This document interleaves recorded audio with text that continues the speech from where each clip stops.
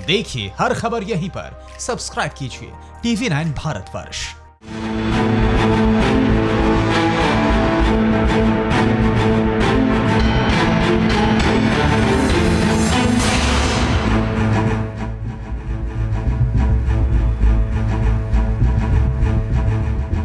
नमस्कार, कैसे हैं आप सब लोग। मैं हूं निशांत चतुर्वेदी। हमारे खास शो फिक्र आपकी में आपका स्वागत है एक बार फिर से। सबसे पहले देखते हैं आपकी फिक्र की बड़ी बड़ी खबरें क्या क्या हैं। वेलकम राफेल, हिंद का जोश हाई है, लेकिन इसके साथ ही यह भी समझना होगा कि 22 साल का वो कौन सा डर है जो राफेल ने तोड़ा है। और फिर एक मिस्ट्री, गलवान घाटी में गश खाकर क्यों गिरी थी चीन की सेना। इसके अलावा आज आप TV9 भारतवर्ष पर देखेंगे स्टिंग ऑपरेशन कोरोना गोदाम, जिसे देखकर आपकी आंखें खुली की खुली रह जाएंगी।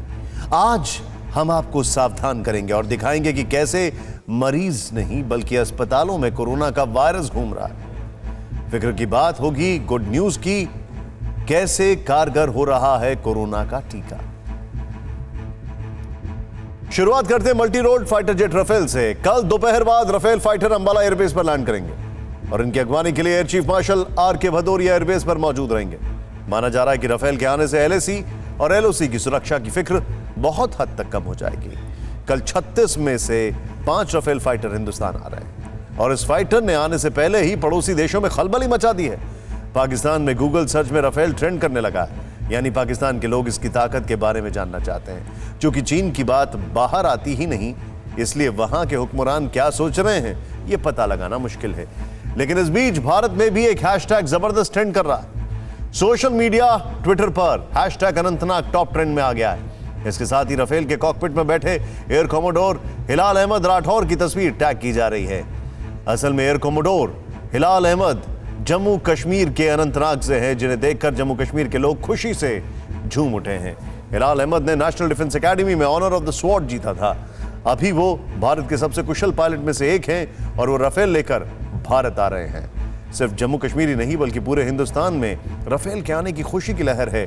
खुशी की बात यह भी है कि 22 साल बाद ही सही हिंदुस्तान की शक्ति में इजाफा हो रहा है। लेकिन राफेल का वेलकम करते समय हमें यह ध्यान में रखना होगा कि इसके बाद भारत को अपना सुरक्षा घेरा मजबूत करने के लिए हथियारों को खरीदना भी होगा और आत्मनिर्भर भी बनना होगा, क्योंकि ये फाइटर दशकों पुरानी कमी की भरपाई कर रहे हैं। हमें डिफेंस सेक्टर को मजबूत करने के लिए अभी बहुत आगे जाने की जरूरत है। 4.5 जनरेशन के फाइटर राफेल जेट की उड़ान इतनी खास न होती अगर कोई फाइटर 22 साल के लंबे वक्त के बाद हिंदुस्तान न पहुंच रहा होता। फ्रांस के मेरिनेक एयरबेस से हिंदुस्तान के अंबाला एयरबेस तक का एक फाइटर जेट का यह सफर इतना खास न होता अगर सियासत में उलझी सरहद की सुरक्षा का पेंच थोड़ा ढीला न हुआ होता। राफेल एक ऐसा सौदा है जिसकी डील सिर्फ 5 साल पहले पक्की हुई और एक नाजुक वक्त में सरहद पर तैनात होने के लिए तैयार है। देश ने राफेल के आने से 22 साल पहले शक्ति की ये उड़ान देखी।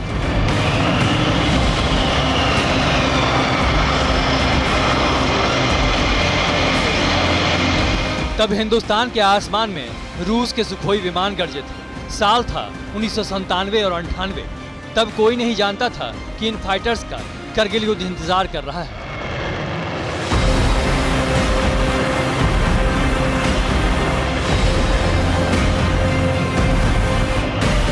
सवाल उठता है कि जब भारत दो कठिन पड़ोसियों से घिरा हुआ है, चीन और पाकिस्तान के धोखे देखता आ रहा है, तब भी वो कौन सा डर था जिसने ना तो हिंदुस्तान को हथियारों को लेकर आत्मनिर्भर बनने दिया, ना दूसरे देशों से खरीदने दिया। डिप्लीशन ऑफ स्ट्रेंथ स्क्वाड्रन की कई दशकों पहले आपको अंदाजा होता है कि ये परिस्थिति आएगी, उत्पन्न होगी। तो उसको वो जानते हुए यदि ये डिले हुए हैं तो इसकी जिम्मेदारी सिर्फ तत्कालीन गवर्नमेंट की। हकीकत यह है कि हथियारों की खरीद में हाथ डालने से पहले सरकारें कतराती रहीं, खास तौर पर बोफोर्स घोटाले के बाद। 18 मार्च 1986 को भारत ने स्वीडन की कंपनी AB बोफोर्स से होवित्जर गन का सौदा किया था। पूरी डील 1437 करोड़ की थी और इंडियन आर्मी को 400 होवित्जर गन मिलने थे। इस सौदे में 64 करोड़ की दलाली के आरोप लगे, जो तब बहुत बड़ी रकम हुआ करती थी। तब केंद्र में कांग्रेस की सरकार थी और राजीव गांधी देश के प्रधानमंत्री, जिनके दामन पर दलाली के दाग लगे तो सरकार हिल भी गई और गिर भी गई। बावजूद इसके बोफोर्स गन अपना काम कर गए। करगिल युद्ध में ये बोफोर्स गन ही थे जिन्होंने पाकिस्तान के तमाम सैनिकों का काम तमाम किया। लेकिन इसके बाद रक्षा सौदों से सरकारें कतराती रही और किस हद तक कतराती रही ये राफेल के सौदे से समझ में। 2001 में वाजपेयी सरकार ने 126 फाइटर खरीदने को मंजूरी दी थी, लेकिन इसके बाद 7 साल तक सरकारें सोती रहीं। 2008 में जाकर 6 कंपनियों के साथ डसॉल्ट ने भी राफेल के लिए बोली लगाई और 2012 में राफेल को शॉर्टलिस्ट किया गया। यानी सौदे की भूमिका में ही 11 साल गुजर गए और इस बीच कांग्रेस के मनमोहन सिंह की सरकार भी गुजर गई। 2014 में मोदी सरकार आने के बाद डील को होल्ड कर दिया गया।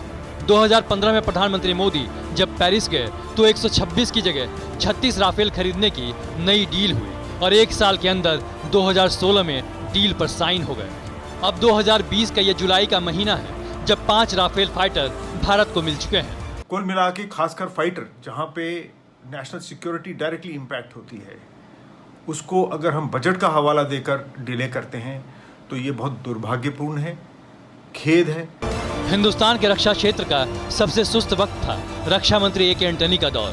2006 से लेकर 2014 तक ए.के. एंटनी ने कोई फाइल तक आगे नहीं खिसकाई। बावजूद इसके कांग्रेस की सरकार चली गई और बीजेपी के दौर में जब राफेल का सौदा नई तरह से आगे बढ़ा तो कांग्रेस के पूर्व अध्यक्ष राहुल गांधी ने एड़ी चोटी की जोर लगा दी। चौकीदार चोर है जैसे नारे दिए, नारे देने के लिए माफी मांगी। बावजूद इसके केंद्र में बीजेपी की सरकार दोबारा आई, क्योंकि देश के लिए सौदा कोई सवाल नहीं होता, सवालों में होती है शुचिता। अगर पहल ईमानदार हो तो देश भी साथ खड़ा होता है और राफेल भी।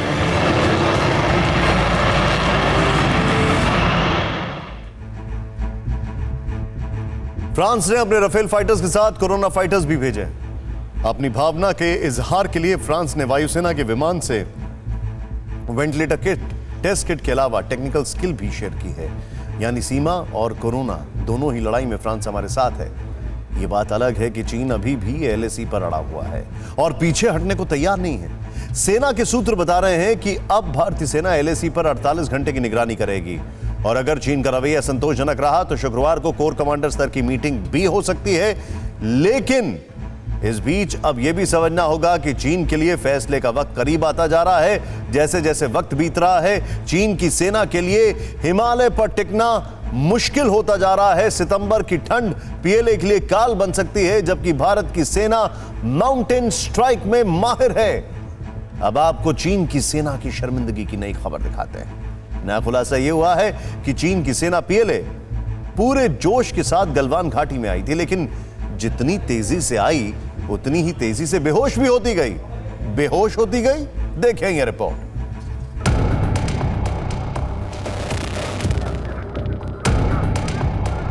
पंद्रह जून की रात पूर्वी लद्दाख की गलवान घाटी में हुई खूनी लड़ाई का राज खुलने लगा है। घाटी में भारत के वीर जवानों ने चीन की सेना की गर्दन तो तोड़ी ही, ड्रैगन सेना के जवान खुद भी गश खाकर गिरने लगे थे।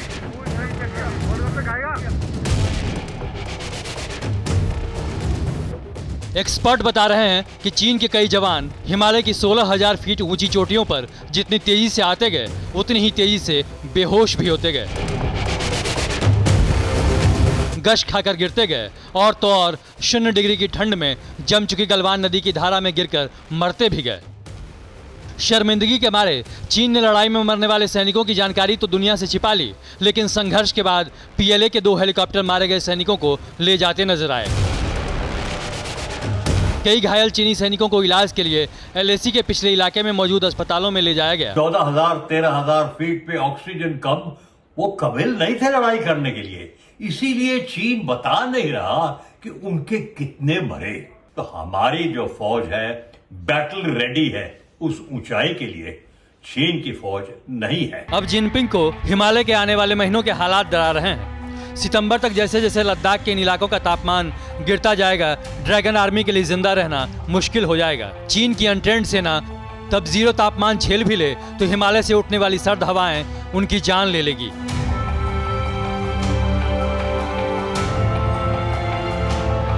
गलवान घाटी और गोगरा हॉट स्प्रिंग्स जैसे इलाकों में तो ठंड के महीने में 7 फीट तक बर्फ जमा हो जाती है।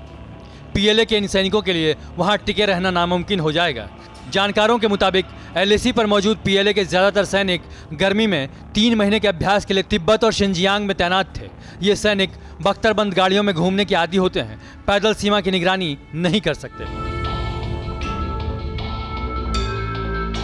जबकि भारतीय सेना के जाबाज सियाचिन से लेकर सिक्किम और अरुणाचल प्रदेश के तवांग तक बेहद खतरनाक मौसम में पैदल ही सीमा की सुरक्षा करते हैं।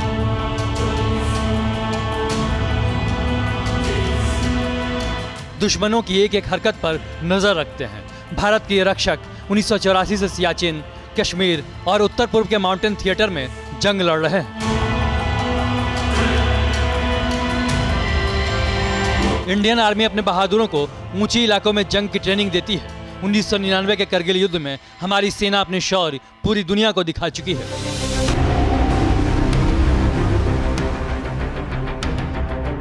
जाहिर है बीजिंग पर जल्द फैसला लेने का दबाव बढ़ता जा रहा है। या तो उसे सरहद पर तनाव खत्म कर पीछे लौटना होगा, या फिर -25 डिग्री तापमान और हड्डी गला देने वाली ठंडी हवा में मौत को गले लगाने के लिए तैयार रहना होगा। ये विंटर से पहले जो चीन है वहाँ पे सस्टेन नहीं कर सकेगा, तो वो शायद ये एक बहाना ढूंढ रहा है यहाँ से विड्रॉ करने का, और विंटर होने से कुछ ना कुछ बहाना करके शायद वहाँ से विड्रॉ कर जाए। क्योंकि अगर वो कोई भी एग्रेसिव एक्शन लेता है इंडिया के खिलाफ, तो चीन को बहुत बड़ी क्षति होगी। भारत और चीन के सैन्य अधिकारियों के बीच LAC पर डिसएंगेजमेंट और डीएस्केलेशन को लेकर 5वीं राउंड की बातचीत अभी बाकी है। उम्मीद है रेड आर्मी के अधिकारियों को अपनी कमजोरियों का पूरा एहसास होगा और उन्हें जल्द पीछे हटने पर राजी होना होगा, वरना हिंदुस्तान के जवानों का प्रहार झेलना होगा और कुदरत की मार से लाचार होना होगा।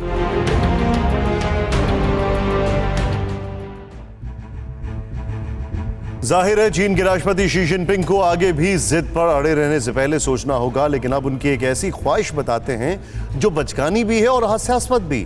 भारत में चीनी दूतावास ने भारत से अपील की है कि वो अमेरिका का साथ छोड़कर चीन के साथ आ जाए और दोनों मिलकर अमेरिका की पावर पॉलिटिक्स को खत्म कर सकते हैं। इसमें चीन की मजबूरी तो साफ समझ में आती है, लेकिन इसमें चीन की एक चाल भी छिपी है।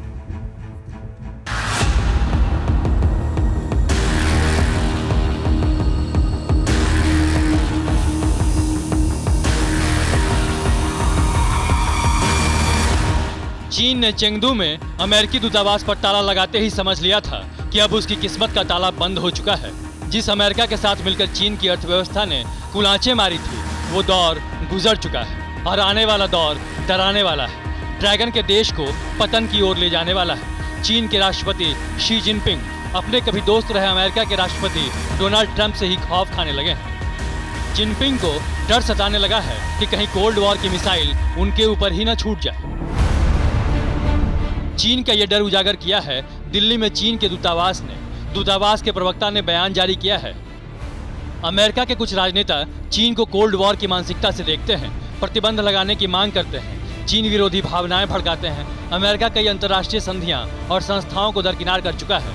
ऐसे में भारत और चीन के साथ मिलकर अमेरिका के इस पावर पॉलिटिक्स को रोकना चाहिए। जाहिर है ये बयान भी बीजिंग के आदेश पर ही आया होगा और इस बयान में भी चीन की नई चाल छिपी है। एक तरफ तो वो पूर्वी लद्दाख में 1 इंच भी पीछे नहीं हट रहा, LAC पर अपने सैनिकों की धौंस दिखा रहा है, अपने हथियारों की नुमाइश कर रहा है, और हद तो ये है कि इन सब के बावजूद वो चाहता है कि भारत अमेरिका का साथ छोड़कर चीन से दोस्ती गांठ ले। हमने चाइना का वहां से गुजरना बंद कर दिया, जो अंडमान और साउथ सी का डायरेक्ट लिंक है, तो चाइना की क्या हालत होगी। और यही डर है जो उसके इस बयान में झलक रहा है कि अमेरिका की डोमिनेंस इंडिया को स्वीकार नहीं करनी चाहिए।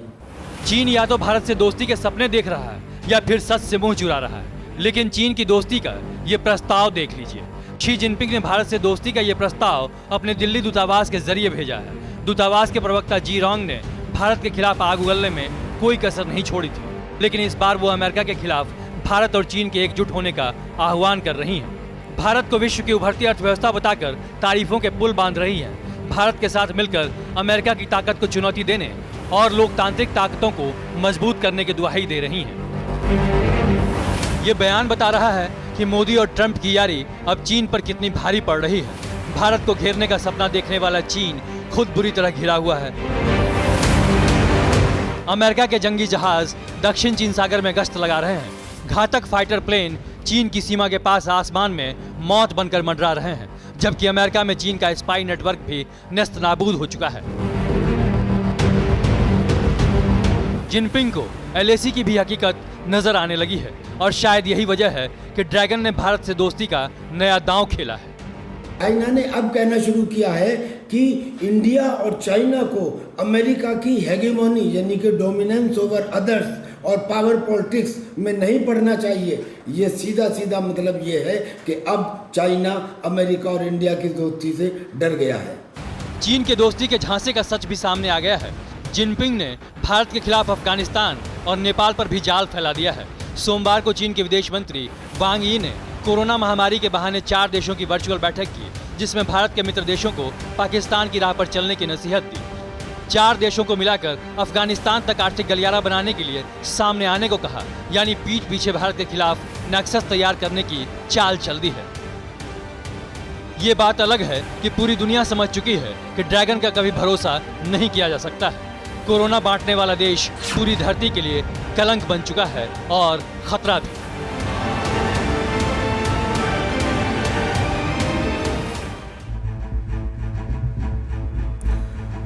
कोरोना विलेन चीन के बाद अब बढ़ते हैं कोरोना की खबर की ओर।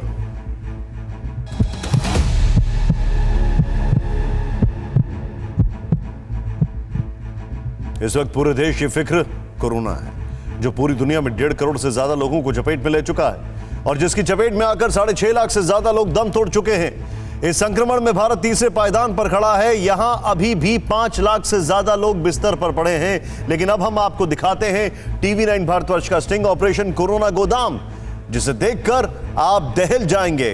हमारे 2 अंडरकवर रिपोर्टर 2 दिन और 3 रात 3 अस्पतालों के चक्कर काटते रहे और उन्होंने जो अस्पताल में देखा वो खौफनाक ही नहीं, बेहद खतरनाक है। यहां कोरोना के मरीज खुद दवा लेने जाते हैं, ऑक्सीजन का सिलेंडर लेने के लिए जाते हैं और अगर जी घबराए तो बाहर सैर सपाटा भी करके आते हैं। डॉक्टर है नहीं और डॉक्टर के बिना नर्स लाचार है। आप भी देखिए पटना के 3 अस्पतालों का हाल, जहां कोरोना के मरीज नहीं, साक्षात कोरोना घूम रहा है।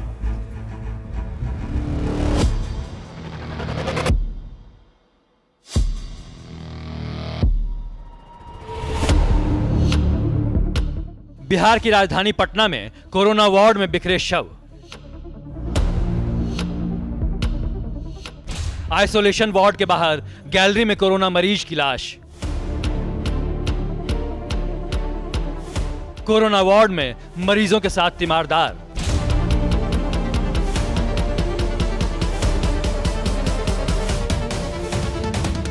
कोरोना अस्पताल में बिना पीपीई किट के डॉक्टर और नर्स।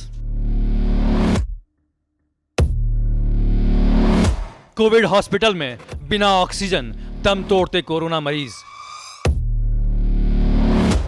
दृश्य डरावना और हालात भयंकर। उससे भी शर्मनाक ये कि अभी भी पटना के कोविड अस्पतालों से ऐसी तस्वीरें आ रही हैं जिसे देखकर लोग हैरान परेशान हो रहे हैं और सियासी हलकों में इसकी भर्त्सना हो रही है। बिहार की राजधानी की इसी फिक्र को लेकर TV9 भारतवर्ष ने पड़ताल शुरू की। हमारी खुफिया टीम पटना के 3 बड़े कोविड अस्पताल पहुंची।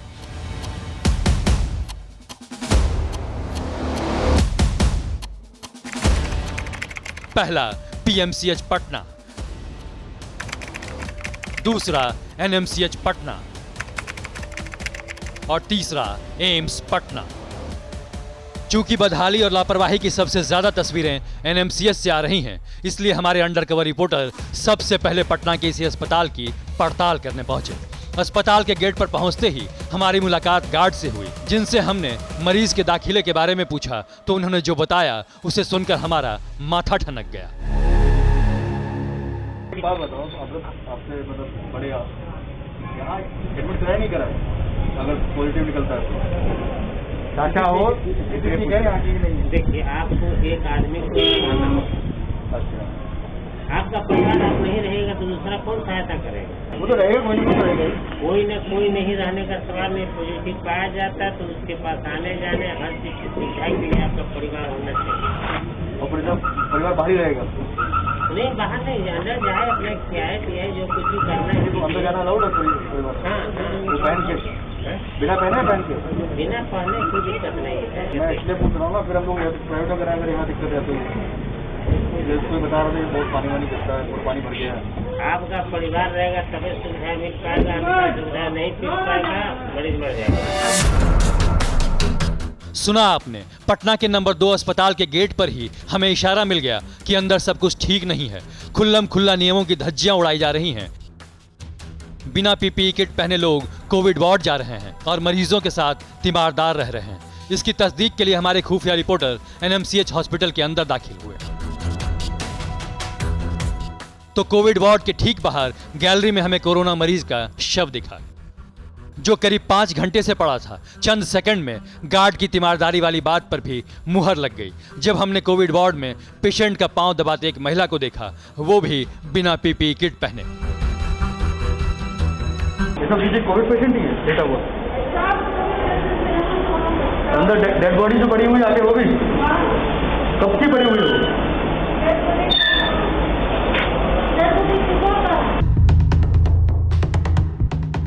तो देखा आपने, यहाँ नर्स भी बिना पीपीई किट पहने ही कोविड वार्ड आ जा रही हैं। हालांकि यहाँ वार्ड में जो एक डॉक्टर दिखे वो पीपीई किट पहने थे, लेकिन उन्हें भी इसकी क्वालिटी पर रत्ती भर भरोसा नहीं है। वैसे पीपीई किट मिल रही है आप लोगों को? तो मिल जा रही है, क्वालिटी जैसा भी मिल जा रही है। क्वालिटी अच्छी क्वालिटी है आप लोगों? यही है, बहुत घटिया है। इसमें गर्मी बहुत ज़्यादा लगता है। कितनी जीएसएम की है ये तो हम लोग आइडिया नहीं है, बस एक पीपीई किट है ही नहीं, रेनकोट है। एनएमसीएच के डॉक्टर से बातचीत में हमें यह भी पता चला कि यहाँ ऑक्सीजन की भारी कमी है, जिसके चलते मरीजों की हालत बिगड़ रही है और लगातार मौतें भी हो रही हैं। ऑक्सीजन बेड तो फुल ही रहता है, जो है सच दिया जा रहा है। है। दो जगह ऑक्सीजन बेड है, यहाँ एक मेडिसिन वार्ड में सेंट्रल लाइन वाला बेड तो फुल है। ऑक्सीजन जो दिया जा रहा है वो सिलेंडर से दिया जा रहा है, वो तो हर 3 घंटे चेंज करना होता है। कभी टाइम पे चेंज होगा, कभी नहीं होगा, क्योंकि किट पहन के कोई 1 घंटा से ज़्यादा इस गर्मी में नहीं टिक सकता। तो स्टाफ क्या होता है, किट खोल देता है, फिर 3 घंटा बाद आपके मरीज का, फिर किसी और के मरीज का, बीच बीच में देरी होना स्वाभाविक है। एनएमसीएच के एक जूनियर डॉक्टर ने हमें यहाँ तक बताया कि यहाँ कोरोना के 10 में से 6 मरीज ऑक्सीजन की कमी के चलते तड़प तड़प कर मर जाते हैं। ऑक्सीजन के लिए भी ऑक्सीजन के लिए ये हालत है कि हम आपको बोलते हैं अगर 10 को यहाँ डेथ हुआ होगा ना, 6 वो ऑक्सीजन विदाउट कोविड पेशेंट भी डेथ हुआ है। जितनी डेथ हुई सब ऑक्सीजन की वजह से हुई है? सब नहीं हुआ, 50%। पहले भी हमने आपको बताया था कि एनएमसीएच के कोविड वार्ड में 24 घंटे बिजली नहीं होती और एसी के बिना पीपीई किट पहनना मुमकिन नहीं होता। लिहाजा हॉस्पिटल स्टाफ पीपीई किट पहनना नहीं चाहते और इसका खामियाजा कोरोना मरीज भुगतते हैं। लचर अस्पताल की लाचारी गिनाते गिनाते डॉक्टर ने हमें यहाँ तक कहा कि अगर मुमकिन हो तो अपने मरीज को पटना के एम्स में भर्ती करा दें। हालांकि वहाँ बिना पैरवी कोविड बेड नहीं मिलते। पैरवी तो लग रहा है एम्स में, वहाँ पर ऐसा क्यों? हमको नहीं लेगा। ऐसा क्यों? सब नेता लोग और अधिकारी लोग बुक कर लिए हैं अपने लिए। अच्छा, मतलब डॉक्टर का भी नहीं होगा वहाँ पर? नहीं होगा, अगर हम पैर भी नहीं लगाएंगे तो मेरा ऐसा किसी अब डॉक्टर के साथ हुआ क्या? बिल्कुल हुआ, सिविल सर्जन को लौटा दिया था। सुना आपने, जिस अस्पताल के डॉक्टर ही लाचारी गिना रहे हो तो वहाँ मुकम्मल इलाज कैसे मिल सकता है। ऊपर से मरीज की शिकायत ये कि कोरोना वार्ड में सीनियर डॉक्टर नहीं आते। जब हमने इसको लेकर एनएमसीएच के डिप्टी सुपरिटेंडेंट गोपाल कृष्ण से सवाल पूछा तो जवाब क्या मिला, सुनिए। अगर आप हम लोग का रिक्वेस्ट मानेंगे तो हम पब्लिक के लिए हैं, आप भी पब्लिक के लिए। पब्लिक का ये कहना है सर कि जो सीनियर डॉक्टर है वो भारतीय नहीं जाते, चेक करने नहीं आते हैं, जो भी जाते हैं वो जूनियर डॉक्टर ही जाते हैं, जूनियर को ही लगाया हो गया। ये चीज़ को थोड़ा सा आप लोग ध्यान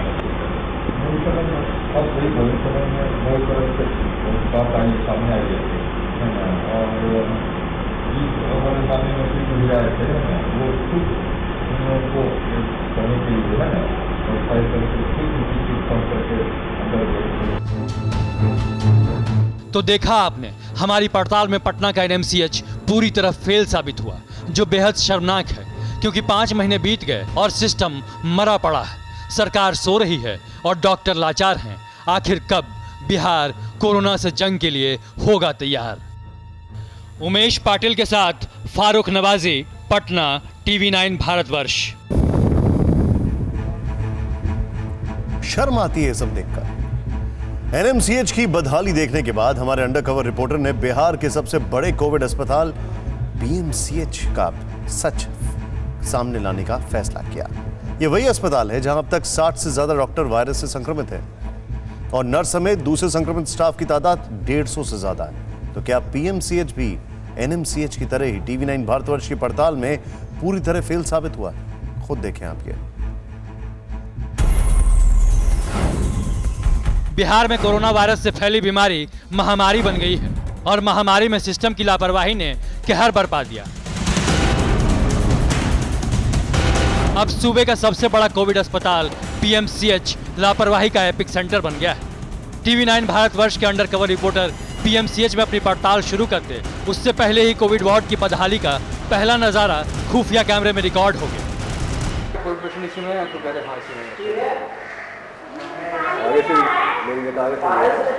खाली जाने का है जो पेशेंट के लिए इधर से अलाउड है वही पेशेंट जाता है। यहाँ से पेशेंट अलाउड है और डॉक्टर। चाचा आप लोग भी कुछ पहना करो चाचा। और यहीं पर आप बैठे हुए हो चाचा, बताओ है यहीं पे पीपी किट फेंका हुआ है, यहीं पे आप बैठे हुए हो, बताइए अपना सुरक्षा तो देखिए आप लोग। ये किसकी मिलेगा तब ये तस्वीर कोविड सेंटर के एंट्री गेट की है, जिस रास्ते से कोरोना के मरीजों का आना जाना है, जिस रास्ते कोविड मरीजों का इलाज करने वाले डॉक्टर गुजरते हैं। और इन सब की सुरक्षा की जिम्मेदारी जिस गार्ड की है वो खुद सुरक्षित नहीं है। उनके पास न ग्लव्स है न पीपीई किट। वायरस से बचने के नाम पर सिर्फ एक मास्क है जो नाकाफी है और जानलेवा भी। पीएमसीएच में यहीं से हमारे रिपोर्टर की तहकीकात का पहला स्टेज शुरू हो गया। अस्पताल के अंदर आगे बढ़ते ही अजीब सा नज़ारा दिखा। 2 नर्स चिल्ला रही थीं, वो भी 25-30 मीटर की दूरी से। दोनों कोविड पेशेंट का हाल पूछ रही थीं। मरीज अंदर से ही सीने में दर्द की शिकायत कर रहा था, लेकिन इनमें से एक भी नर्स मरीज के पास फटकने को तैयार नहीं थी। क्यों, आप खुद सुनिए। हुआ है वो कम फोन किया कि हमको डरा देगा। मैम आप लोग पीपी किट कहाँ नहीं पहनती है? हम जा रहे थे तो हमको बोले नहीं मैम, आपकी सुरक्षा बहुत जरूरी है हम लोगों के लिए। हाँ उसको दर्द है, चेस्ट पेन है, हाँ चेस्ट पेन और माथा में बोल रहे थे दर्द है। पीपी किट वगैरह है या हम लोग अवेलेबल करवाए? हाँ वो सब है। अगर नहीं है तो बताइए, हम लोग अवेलेबल कराएंगे। न पहनाने का मिला हुआ तो पहनते नहीं हो आप? नहीं पहनते हो, गर्मी में बर्दाश्त है, अंदर जाकर देखिएगा। जैसे ही हमारे अंडरकवर रिपोर्टर जो एनजीओ एजेंट बनकर नर्स से बात कर रहे थे अंदर की तरफ बढ़े, गैलरी में स्ट्रेचर पर लेटा कोविड पेशेंट हिडन कैमरे में कैद हो गया और उसके पास से ही सभी लोग गुजरे। इसी बदइंतजामी के बीच नर्स का दर्द भी छलक कर बाहर आ गया। उधर पेशेंट है, उधर पेशेंट है, बीच में हम लोग को बैठा दिया गया। हम लोग पॉजिटिव होंगे कि नहीं होंगे? बिल्कुल आप सही कह रहे हैं।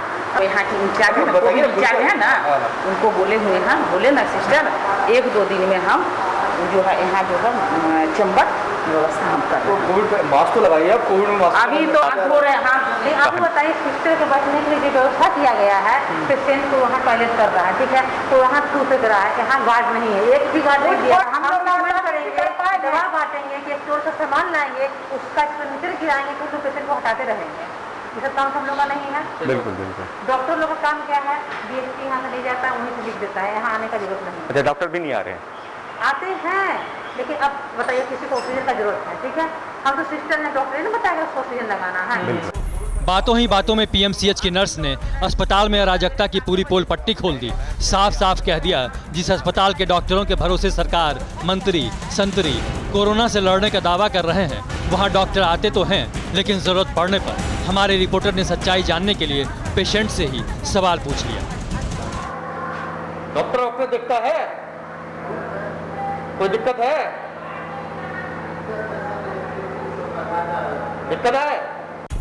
बिहार के सबसे बड़े कोविड अस्पताल का सच चौंकाने वाला है। गार्ड के पास सुरक्षा के लिए जरूरी इंतजाम नहीं है, नर्स के पास पीपीई किट नहीं है और डॉक्टर मरीज को देखने वार्ड में नहीं जाते। मतलब ये कि यहाँ सब कुछ भगवान भरोसे है। TV9 भारतवर्ष की टीम अस्पताल में हालात का जायजा ले रही थी, तभी हमारी नजर एक महिला पर पड़ी। सीने में दर्द की शिकायत कर रहे मरीज की तीमारदार गेट पर ही नर्स का इंतजार कर रही थी ताकि उसके मरीज को दर्द की दवा दी जा सके, जिसकी मांग खुद मरीज ने फोन पर की थी। पेशेंट है क्या आपका? क्या हुआ? अच्छा फिर? अच्छा, मतलब दवा अगर कुछ लगेगा तो डॉक्टर साहब लिख देते तो हम ले जाते। अच्छा, अभी आप ही के पेशेंट का चेस्ट पेन हो रहा था क्या? हाँ। वो जो सिस्टर गई थी। 8 नंबर बेड पे। बोल गार्ड साहब से बोल के नहीं जाने दे रहे हैं। महिला की गुहार पर TV9 भारतवर्ष की टीम ने उसकी मदद करने का फैसला किया। हम उसे PMCH की नर्स के पास ले गए, लेकिन कोशिश बेकार रही। ये एक पेशेंट है, प्लीज आप थोड़ा इनका हेल्प कर दो। आइए सर। नर्स की मनाही ने महिला की मुश्किलें बढ़ा दी, लेकिन मरीज को बचाने के लिए वो कोविड वार्ड में जाने को तैयार हो गईं। मौके पर मौजूद गार्ड ने उन्हें रोक लिया, लेकिन लगातार बिगड़ते हालात पर गार्ड भी खुद को रोक नहीं सका। सरकार और सिस्टम पर पूरी भड़ास निकाल दी।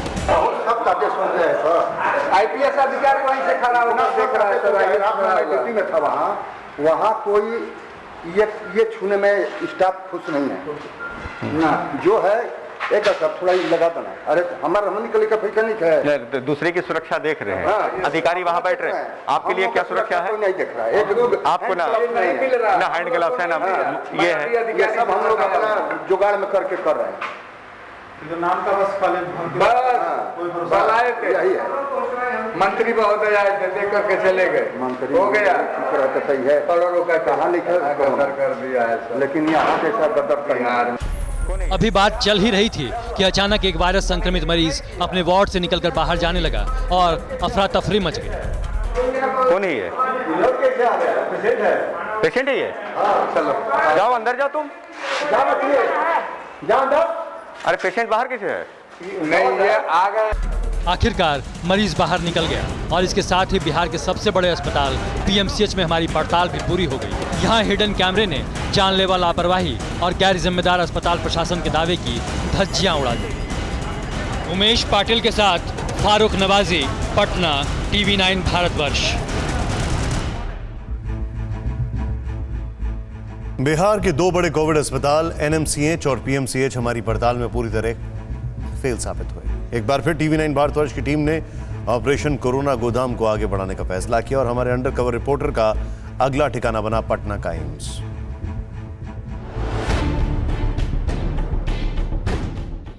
अब हमारे अंडरकवर रिपोर्टर बिहार के सबसे प्रतिष्ठित अस्पताल पटना एम्स की तरफ निकल पड़े, ये जानने कि पटना एम्स में कोविड वार्ड की हालत क्या है। क्या वहां भी NMCH और PMCH की तरह ही लापरवाही और बदइंतजामी का राज कायम है? चंद मिनटों बाद ही हमारी टीम पटना एम्स पहुंच गई,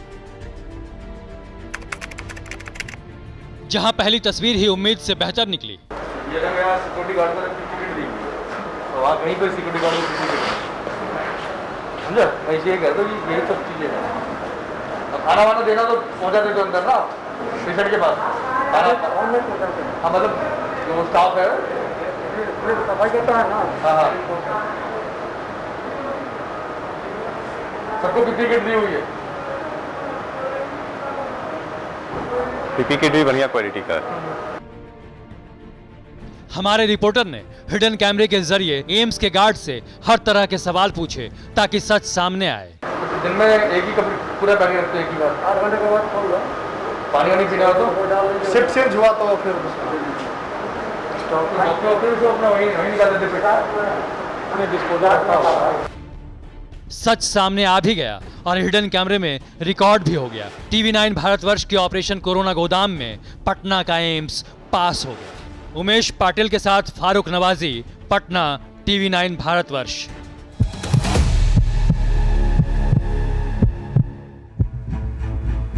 जिस प्रदेश में कुछ समय बाद चुनाव होने वाले हैं, वहां पर अगर ऐसी लापरवाही है तो फिर वोट किसके नाम पर मांगा जाएगा?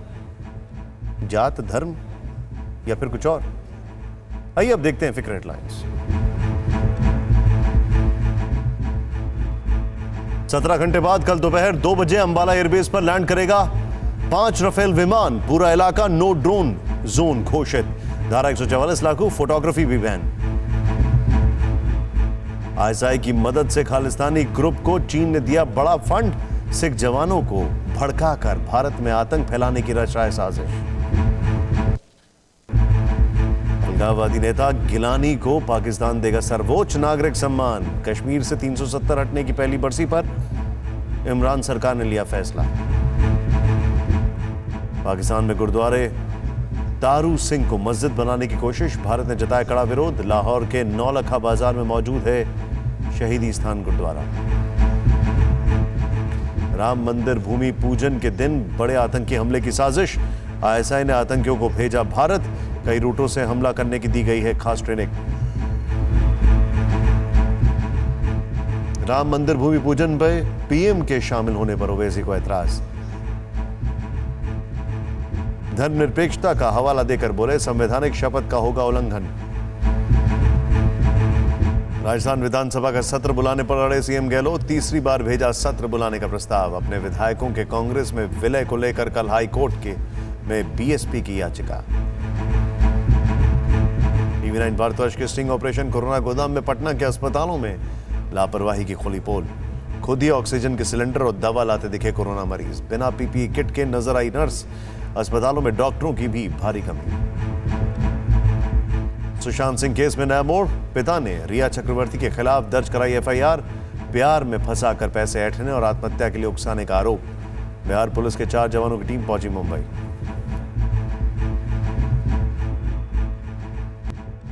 इस वक्त पूरी दुनिया को इंतजार है कोरोना के खिलाफ वैक्सीन का। भारत में भी 7 कंपनियां वैक्सीन तैयार करने में लगी हैं। इस बीच वैक्सीन को लेकर गुड न्यूज आई है। आखिर क्या है वो गुड न्यूज, आइए आपको बताते हैं कि वैक्सीन से जुड़े लेटेस्ट अपडेट में है क्या क्या।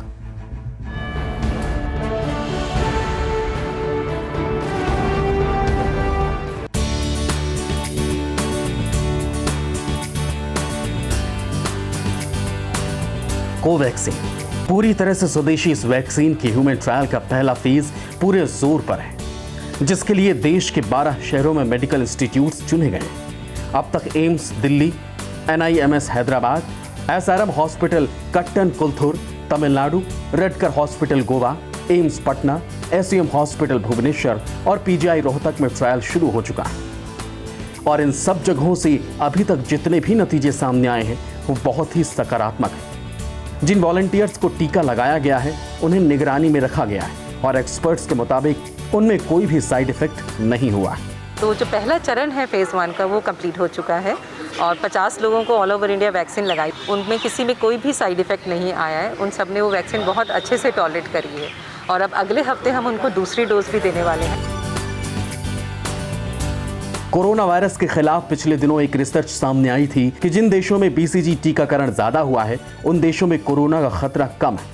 भारतीय कंपनी SII यानी सीरम इंस्टीट्यूट ऑफ इंडिया ने कोरोना के खिलाफ BCG वैक्सीन का असर जानने के लिए क्लिनिकल ट्रायल शुरू किया था, जो अब तक तीसरे चरण में पहुंच गया है। अब तक इसके नतीजे काफी अच्छे रहे। अच्छी खबर ऑक्सफोर्ड यूनिवर्सिटी और एक्स्ट्राजेनेका कंपनी की कोरोना वैक्सीन को लेकर भी आई है। इस वैक्सीन के पहले 2 फेज के ह्यूमन ट्रायल सफल रहे। अब इसके तीसरे फेज का ट्रायल भारत में होने जा रहा है। इसके लिए देश में 5 जगहों को चुना गया है। एक तरफ जहां ऑक्सफोर्ड यूनिवर्सिटी द्वारा तैयार की गई वैक्सीन के तीसरे फेज के ट्रायल की तैयारी हो रही है, तो दूसरी ओर अमेरिका से भी बड़ी खबर आई। अमेरिकी कंपनी मॉडर्ना की वैक्सीन का फाइनल स्टेज का ट्रायल शुरू हो गया है। इसमें 30,000 लोगों पर वैक्सीन का ट्रायल किया गया है। कोरोना के विश्वव्यापी विस्फोट के बीच अगर किसी भी देश में वैक्सीन का परीक्षण सफल हो जाता है तो ये पूरी दुनिया के लिए सबसे अच्छी खबर होगी।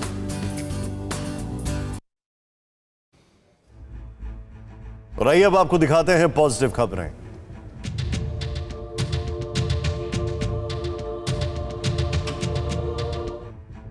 कोरोना से जारी जंग के बीच अच्छी खबर है।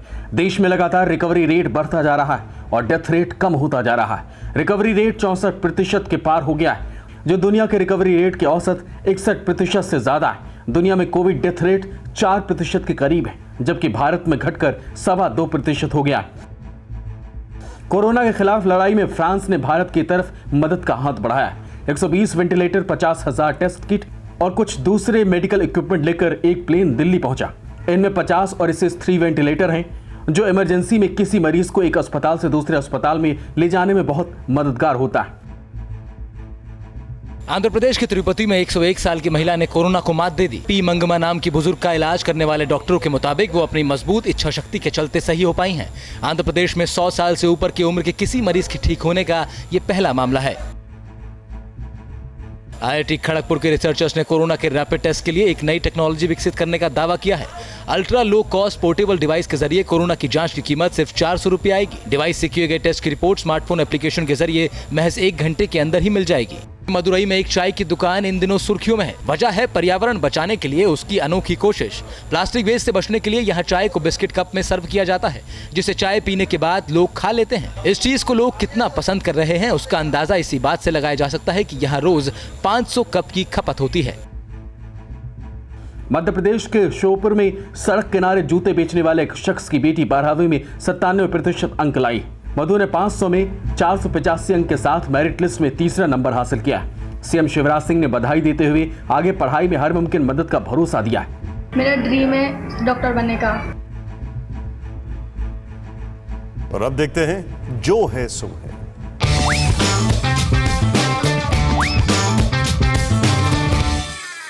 एक चुप 100 सुख, कम बोलो खुश रहो, बातें कम काम ज्यादा। इस तरह की न जाने कितनी बातें, कितने सूत्र हमको ये बताते हैं कि ज्यादा बोलना ठीक नहीं, लेकिन बावजूद इसके कई लोगों के साथ मुंह है कि मानता नहीं वाली मसल लागू होती है। वो जब तक पेट भर के बोल ना लें उनका खाना हजम नहीं होता। ऐसे लोग हर फील्ड में होते हैं। सियासत में ऐसे लोगों को बाइट बहादुर कहा गया है। भले ही कहा गया खुद और पार्टी के लिए अक्सर शर्मिंदगी का बायस हो जाए, लेकिन वो बयानों से बाज नहीं आते। दूसरे तरह के लोग इसके ठीक उल्टे होते हैं। जहां बोलना जरूरी हो वहां भी अपनी मुश्कें कसे रहते हैं। ठेठ हिंदी में ऐसे लोगों की ही शान में घुन्ना विशेषण गढ़ा गया। और ऐसे हालात जहां पत्थर भी बोल पड़े वहां भी मजाल है इनसे कोई कुछ बुलवा ले। इसका एक फायदा इनको यह होता है कि इनके मन में क्या चल रहा है समझना आसान नहीं होता। ये गालियां भी मन में देते हैं और गाने भी मन में ही गुनगुनाते हैं। कई औसत लोग इसी कला से खुद को बुद्धिजीवी भी बनाए रखते हैं। अति दोनों की ही ठीक नहीं। बहुत बोल वचन देना या बिल्कुल ना बोलने का वचन दे देना। मैं तो ज्यादा नहीं बोल गया है, बाकी तो जो है तो है।